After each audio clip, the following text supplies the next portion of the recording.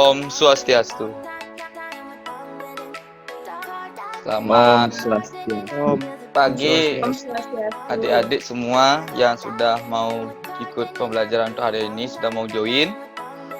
Baik, untuk pertama-tama, sebelum kita mulai pembelajaran pada hari ini, alangkah baiknya kita berdoa.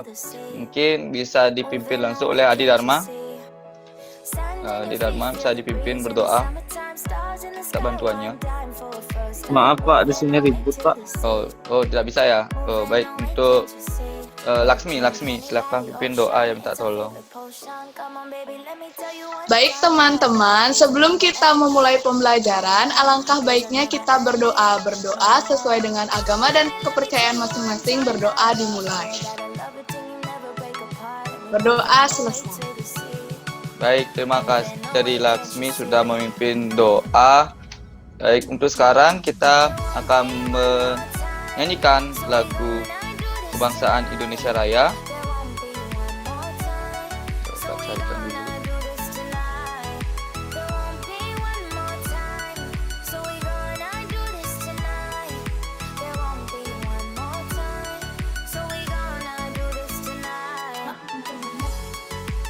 Pak, silahkan Bapak.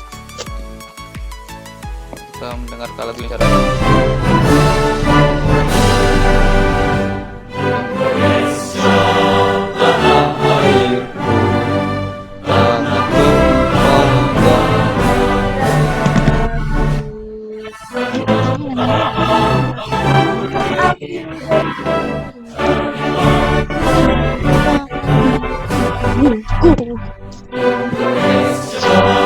Kebangsaan bangsa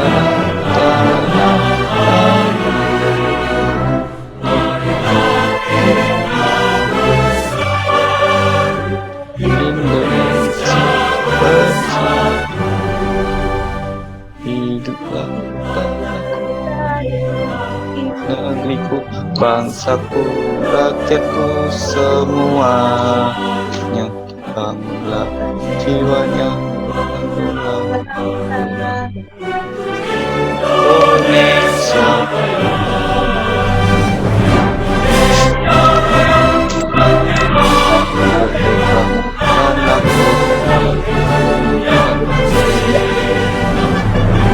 Indonesia Raya, merdeka, merdeka, merdeka.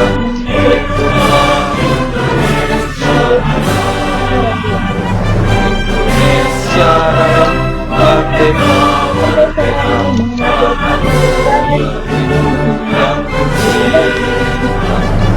Indonesia Raya, merdeka,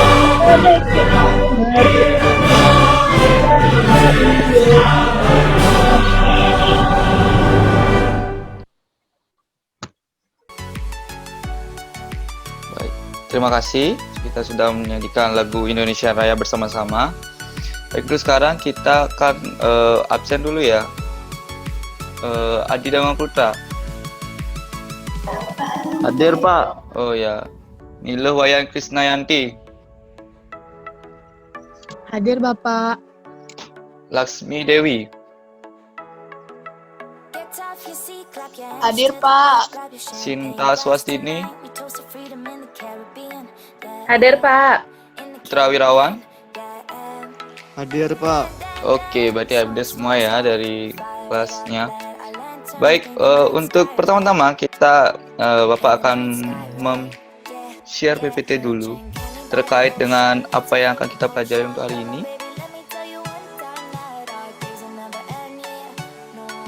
Ya, ini baik. Untuk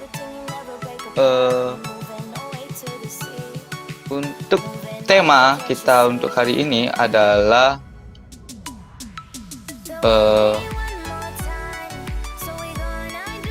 selamatkan makhluk hidup ya, selamatkan makhluk hidup. Jadi untuk subtemanya yaitu tumbuhan sahabatku. Ya.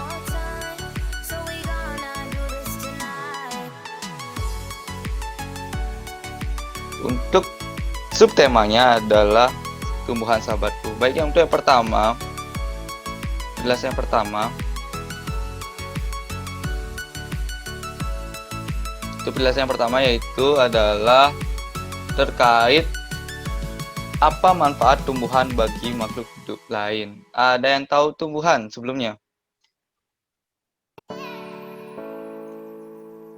Tidak ada yang tahu tumbuhan. Mungkin tanaman itu Pak. ya, yang mungkin ada yang dari desa, mungkin kemarin pas liburan sering ke desa. Apakah ada yang tahu? Itu kan banyak tumbuhan. Atau ada yang pernah ke ladang? Pernah ada yang ke ladang? Ada Ya. Pak di dekat rumah saya. Biasa di ladang ada apa? Di ladang ada apa? Selain Ada ada rumput. petani. Ada pohon, ada rumput, ada jambu. Ya, pohon termasuk pohon apa aja, tanaman Jeruk. apa aja? Ya, jeruk. Jagung. Ya, jagung. Pohon mangga. Tadi, Pak. Ya, jagung. Pasti Pohon banyak pisang, lainnya. Pak. Ada yang tahu manfaat tumbuhan bagi makhluk hidup lain? Ada yang tahu? Sebagai sumber makanan, Pak. Oh ya, benar sekali ya. Tumbuhan bagi manusia dan hewan dijadikan sebagai sumber makanan, sehingga tumbuhan itu sangat penting bagi makhluk hidup ya. Tidak bisa terlepas dari makhluk hidup lain. Baik, ya tadi tuh dia ada yang bilang tentang jagung. Jadi kita akan bahas sedikit tentang perkembangbiakan jagung. Jadi di buku siswa kalian ada teks perkembangbiakan jagung. Jadi silakan masing-masing baca ya. Bapak kasih waktu sekitaran 5 menit saja untuk membaca teks perkembangan biakan jagung. Baik, untuk waktu saya persilakan.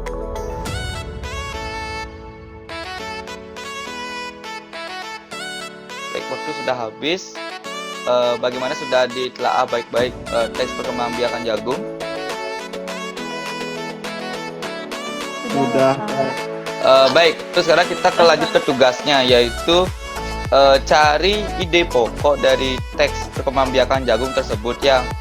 Cari ide pokok per paragraf, dari paragraf 1, paragraf 2, paragraf 3, paragraf 4, dan paragraf 5. Jadi masing-masing carikan ide pokoknya tersebut ya. Nanti kita bahas, kirim ke grup WA dan nanti kita bahas. Baik, Bapak kasih waktu selama 10 menit ya. Bisa dipersilakan. Baik Pak. Baik, apakah sudah selesai? Sudah, Bapak. Baik, salah satu dari siswa akan membacakan hasil kerjanya yang satu saja. Terus karena waktu yang tidak mencukupi, jadi satu orang, siapa yang bisa? Saya angkat tangannya. Atau saya pilih saja, Made Putra Wirawan. Mana Made Putra Wirawan? Kelihatan. Baik, dari bacaan yang saya baca tadi, pada paragraf pertama itu ide pokoknya penjelasan tentang tumbuhan jagung. Terus di paragraf 2 cara untuk menanam biji jagung.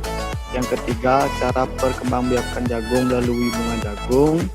Yang di paragraf 4 itu pertumbuhan bunga jagung menjadi buah jagung. Dan di paragraf kelima itu cara menanam kembali biji jagung. Sudah Pak. Oh, benar sekali ya. Tadi jawabannya sudah tepat. Apakah ada yang berbeda? Tidak, Bapak. Tidak, Pak. Oh, berarti sudah tepat semua ya jawabannya. Baik, itu tadi benar sekali. Adalah ide-ide pokok yang terdapat pada teks perkembangbiakan jagung. Nah, ngomong-ngomong dari perkembangbiakan jagung, jadi perkembangbiakan jagung tersebut sama seperti menggunakan perkembangbiakan generatif pada tumbuhan. Nah, perkembangbiakan generatif ini bisa dilangsungkan melalui yaitu bunga tadi yang tadi sudah dijelaskan bahwa ada bunga jagung yang akan menjadi jagung. Nah, untuk perkembangbiakan generatif pada tumbuhan itu melalui bunga. Nah, ini ada struktur bunga, mungkin kurang bisa dilihat ya. Ya seperti ini. Itu terdiri dari mahkota, benang sari, kepala sari, tangkai sari, kepala putik, tangkai putik, bakal biji, tangkai bunga, dasar bunga, dan kelopak. Mungkin dari pembelajaran sebelumnya sudah dijelaskan tentang bunga itu sendiri. Di sini kita akan menjelaskan tentang perkembangbiakan generatif pada tumbuhan melalui bunga. Nah, di sini Bapak akan share saja video perkembangbiakan generatif pada tumbuhannya.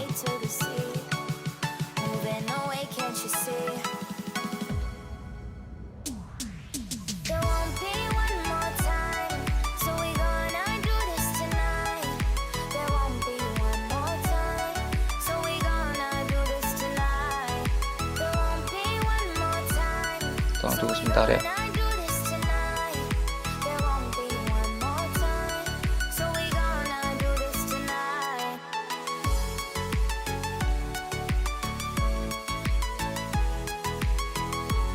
Bisa diperhatikan ya video berikut untuk memahami tentang bagaimana sih bagaimana pertumbuhan perkembangbiakan dari generatif dari tumbuhannya.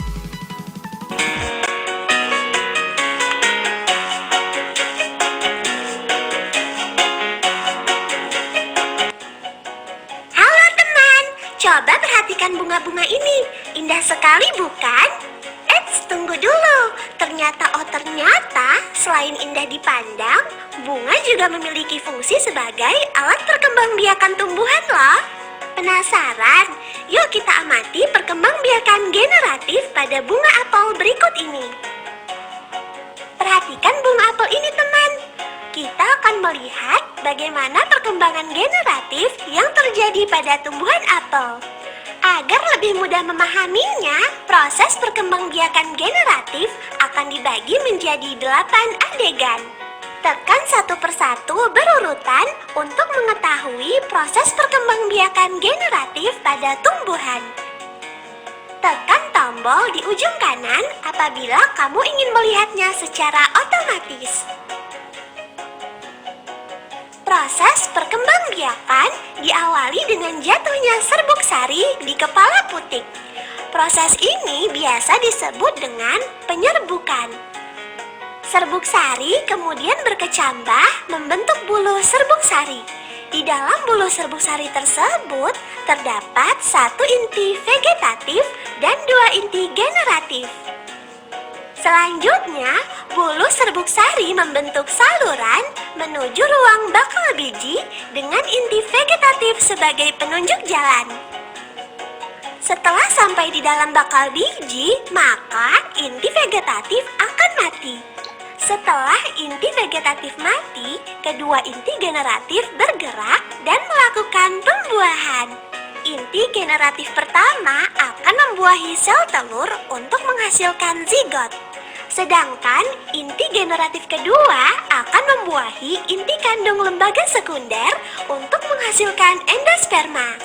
Endosperma ini berfungsi sebagai cadangan makanan bagi calon individu baru. Selanjutnya, zigot akan berkembang menjadi embrio dan embrio tersebut akan berkembang menjadi biji. Biji tersebut dilindungi oleh dinding bakal buah. Setelah pembuahan selesai, benang sari, mahkota, dan kelopak bunga akan layu kemudian gugur. Bakal buah yang mengandung biji berkembang menjadi buah. Biji dari buah apel ditanam, kemudian akan tumbuh menjadi tanaman baru.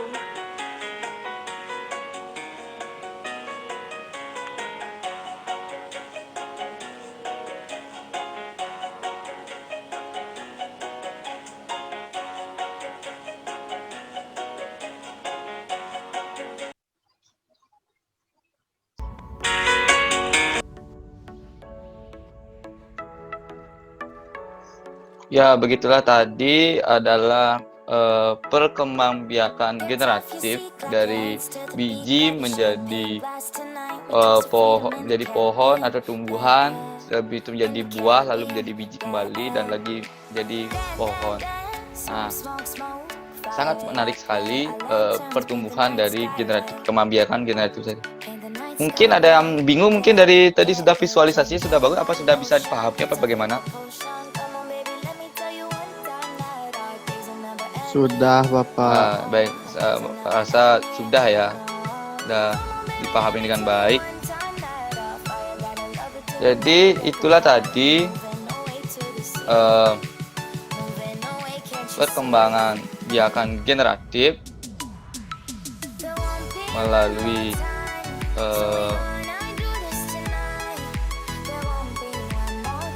dari bunga itu sendiri, seperti gambar yang Bapak tampilkan ini. Baik, untuk sekarang Bapak akan memberikan tugas kembali. Silakan keluarkan buku tugasnya. Silakan kerjakan ini.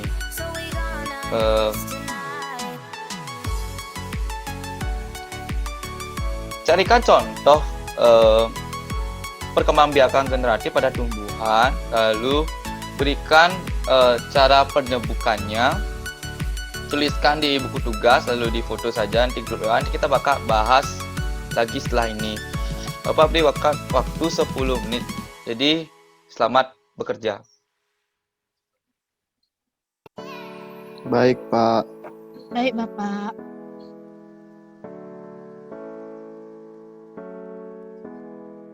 Baik, apa sudah selesai?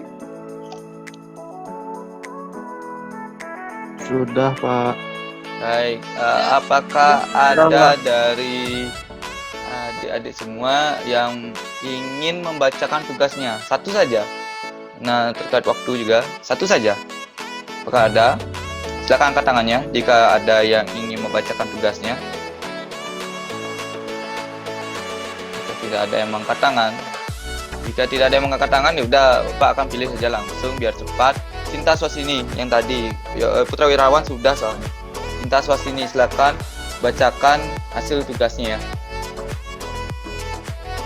Nah, tugasnya contoh bunga adalah di sini saya makainya bunga mangga.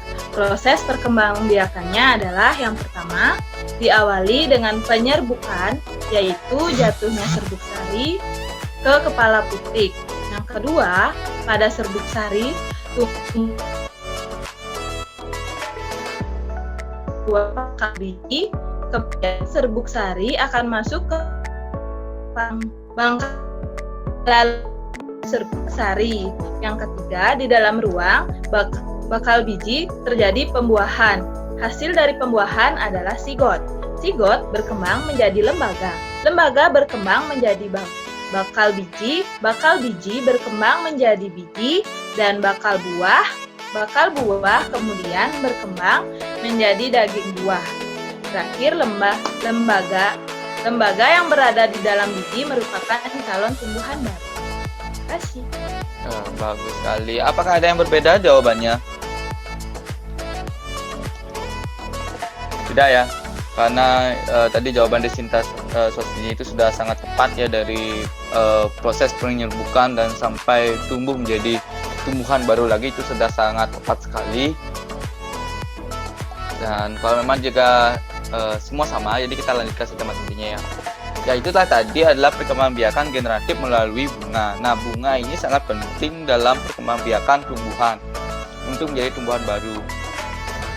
Bunga, kalian pernah tahu bunga? Mungkin lihat bunga selain bunga mawar itu yang kalian lihat sehari-hari, bunga apa? Mungkin ada yang tahu? Kamboja, Bapak. Ya, Kamboja. Bunga Jepun.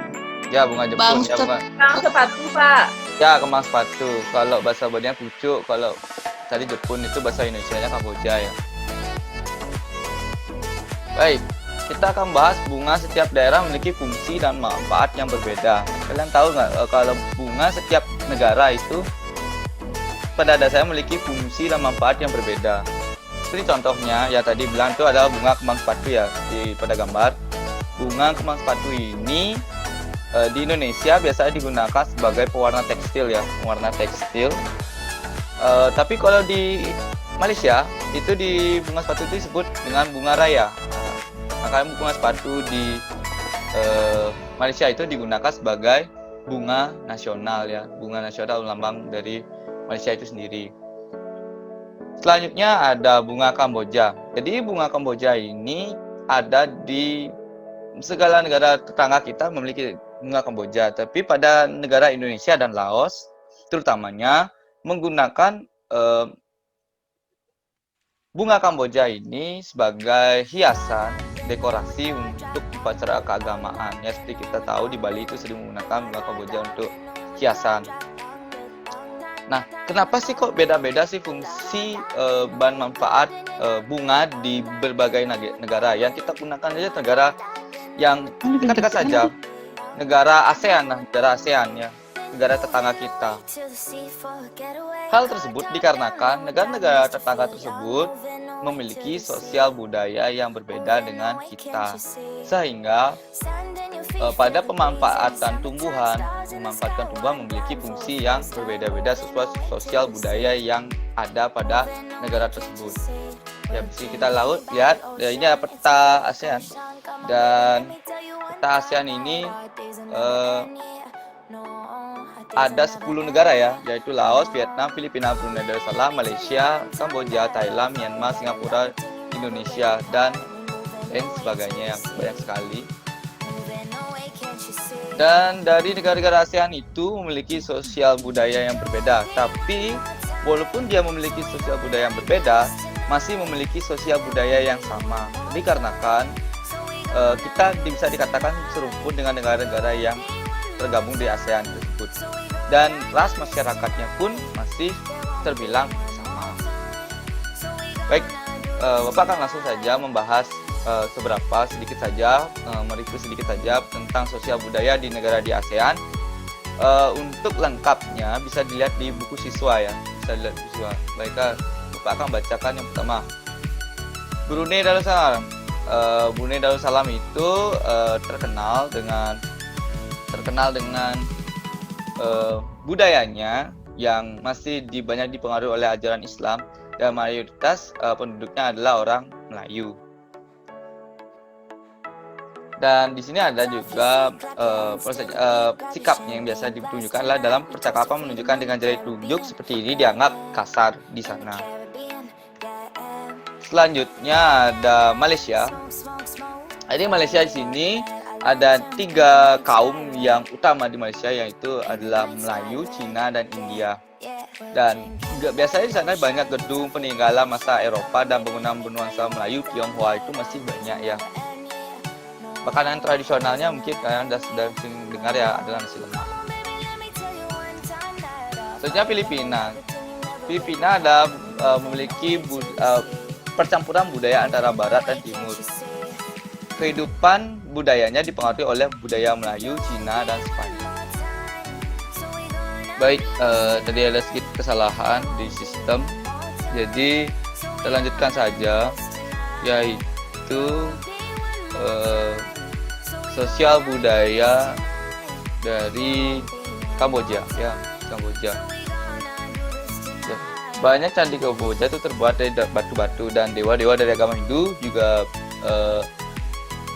bentuknya seperti dewa-dewa dari agama Hindu dan Buddha terukir pada tembok. Dan pria dan wanita Khmer menggunakan bandul Buddha pada kalungnya. Tujuannya adalah untuk menjaga diri dari roh jahat dan membawa keberuntungan. Makanan terkenal Kamboja adalah cha, yang berarti tumisan.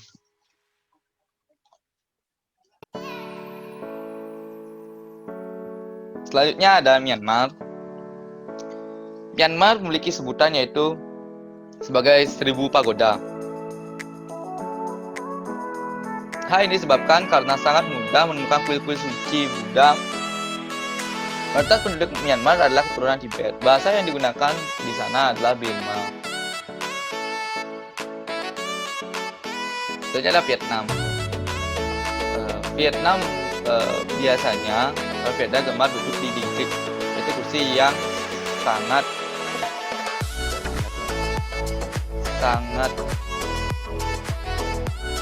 pendek. Bukan hanya untuk makanan, bahkan untuk mengubah pun mereka senang duduk di atas dingklik. Mayoritas orang Vietnam memiliki nama keluarga Nguyen. Hal ini disebabkan karena dinasti Nguyen berkuasa mulai 1803 sampai 1945 dan merupakan dinasti terakhir di Vietnam. Laos. Nama Laos berhubungan dengan penemunya, yaitu Ai Lau. Orang Laos terkenal kesabaran dan kesederhanaannya. Hal ini terkait dengan ajaran agama Buddha yang banyak dianut masyarakatnya. Olahraga tradisional di Laos adalah katau, seperti olahraga bola voli, namun menggunakan kaki untuk menangkap bola dan memukul bola. Singapura Menurut mitos, Singapura dahulu adalah kampung ikan. Kampung ini bernama Temasek yang berasal dari bahasa Jawa yang artinya lautan. Singapura berasal dari kata Sanskerta yaitu berarti kota singa. Penduduk Singapura berasal dari Cina, Melayu, India, dan Eropa. Kaum Baba adalah sebutan bagi keturunan Cina Melayu. Singapura memiliki 4 bahasa resmi yaitu Melayu, Mandarin, Inggris, dan Tamil. Atau bahasa yang ada di India ya. Masyarakat Singapura memiliki budaya jalan kaki. Sekitar 80% masyarakat memilih untuk berjalan kaki kemana-mana. Hal ini disebabkan harga kendaraan yaitu mobil dan bahan bakar sangat mahal. Kepiting cabai adalah makanan yang sangat digemari masyarakat Singapura. Selanjutnya ada Thailand. Thailand adalah satu-satunya negara di ASEAN yang tidak pernah dijajah bangsa Eropa. Thailand dalam bahasa Thai adalah Pratet Thai, yang artinya tanah kebebasan. Sejak tahun 1800-an, Thailand berubah nama antara lain Siam dari bahasa Sanskerta yang artinya gelap atau coklat, dan Thailand. Ramakin adalah cerita nasional Thailand yang mempengaruhi kehidupan masyarakat. Di Thailand, kepala adalah bagian tubuh yang paling dihormati. Tidak ada orang yang akan berani menyentuh kepala, bahkan kepala anak-anak. Sebaliknya, bagian kaki dianggap bagian yang paling hina karena dipakai sebagai alat untuk menapak di tanah. Oleh sebab itu, kaki tidak boleh dihadapkan ke patung suci atau orang lain. Indonesia dan Thailand memiliki tradisi minum teh. Di beberapa daerah di seluruh Indonesia, kebiasaan minum teh dilakukan secara turun-temurun. Salah satunya adalah teh yang disebut tikus. Oleh sebab itu, teh tikus dinamakan dengan teh uci. Baik, itu adalah beberapa sosial budaya dari beberapa negara di Asia Tenggara atau ASEAN. Jadi untuk sekarang Bapak akan tugaskan, tapi ini tugas untuk dikumpulkan untuk besok saja ya. Nanti bisa dikumpulkan di WA saja. Nanti untuk dikerjakan boleh berdiskusi bersama teman-teman ya, yaitu sosial budaya negara. Nah, negara di ASEAN itu kan ada 2 negara. Kita bisa membandingkan sosial budaya 2 negara. Jadi antara negara 1 dan negara 2 itu memiliki sosial budaya yang berbeda. Namun tetap memiliki kesamaan. Nah, kesamaan itu kalian harus cari antara negara 1 dan negara 2. Nah, nanti buatnya dalam diagram Venn seperti ini ya. Nanti negara di samping mau negara apa, negara di samping mau negara apa, carikan persamaannya yang budaya negara 1 dengan negara 2 yang sama. Taruh di tengah-tengahnya itu, di irisannya. Bisa dipahami? Untuk materi bisa dicari di buku siswa dan juga bisa cari di internet ya. Untuk tambah-tambahan silahkan cari di internet, boleh bebas. Nanti bisa dikirim ke WA, nanti bakal Bapak langsung nilai ya untuk hasilnya. Untuk pembahasannya kita lakukan di pertemuan selanjutnya saja karena materi sudah lengkap di buku siswa dan bebas untuk menggunakan internet ya, untuk mencari persamaan dan perbedaan dari 2 negara di ASEAN. Baik, itu saja untuk hari ini. Sangat banyak pembelajaran kita bahas untuk hari ini ya. Yang pertama, apa ada yang tahu? Yang pertama kita membahas tentang ide pokok dari satu paragraf. Yang kedua, kita bisa mempelajari bagaimana perkembangbiakan generatif pada tumbuhan. Dan yang ketiga adalah bagaimana sosial budaya negara-negara di ASEAN, persamaan dan perbedaannya, dan juga alasannya. Baik, sekian saja. Apakah ada pertanyaan dari adik-adik semua? Mungkin ada yang kurang dipahami? Saya rasa tidak ya. Baik, Bapak cukupkan sampai sini saja karena sudah lewat jam juga. Jadi karena tadi diawali dengan doa, Bapak akan tutup dengan doa.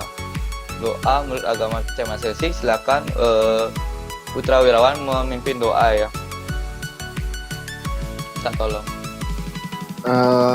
Baik, untuk teman-teman sebelum mengakhiri pembelajaran, ada baiknya kita berdoa terlebih dahulu menurut kepercayaan dan agama masing-masing. Berdoa dimulai. Berdoa selesai. Sudah Pak. Baik, terima kasih untuk Putra Wirawan sudah memimpin doa. Terima kasih banyak untuk semua adik-adik semua yang sudah mengikuti pembelajaran hari ini. Pak sangat berterima kasih. Mohon apa yang dipelajari di sini ditambah-tambah lagi, cari materinya lagi biar lebih banyak referensinya.